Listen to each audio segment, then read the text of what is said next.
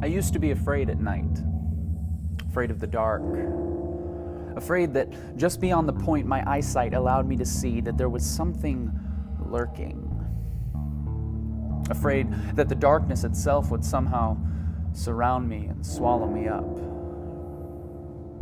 as if darkness were anything more than simply the absence of light.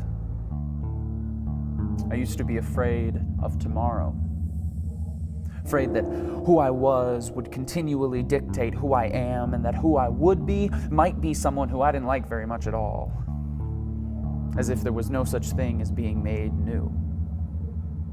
I used to be afraid of opinions, afraid that though words would not break my bones, they certainly would shatter my dreams, as if I started doing this for the approval of many rather than the glory of one. I used to be afraid of failure, afraid of losing, afraid of falling, afraid of being wrong, creating busts, and looking absolutely stupid, because who am I to think that I could ever actually make a difference? As if those setbacks were anything more than stepping stones on the path to success. I used to be afraid. Used to. But then I did a little research.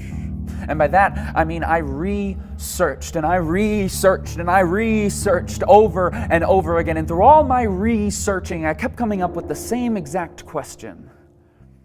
What room does fear have?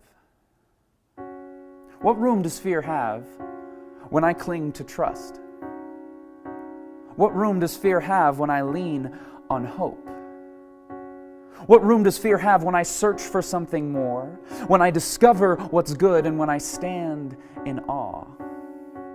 When I run with perseverance, when I walk by faith, and when I rest in comfort? What room does fear have when I sing with praise, when I take hold of inspiration, explore the possibilities, and step into freedom?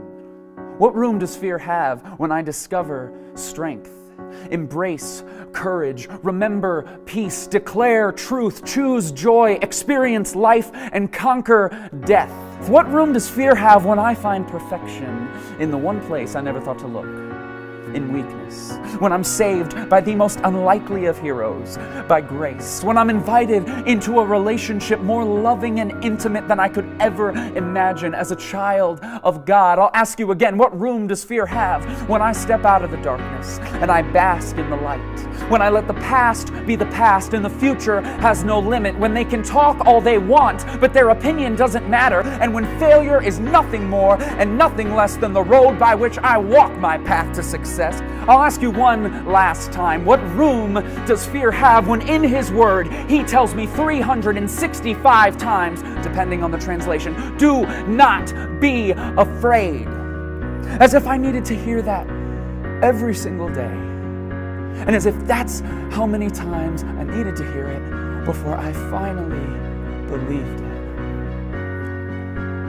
What room does fear have when I make room for love? What are you afraid of?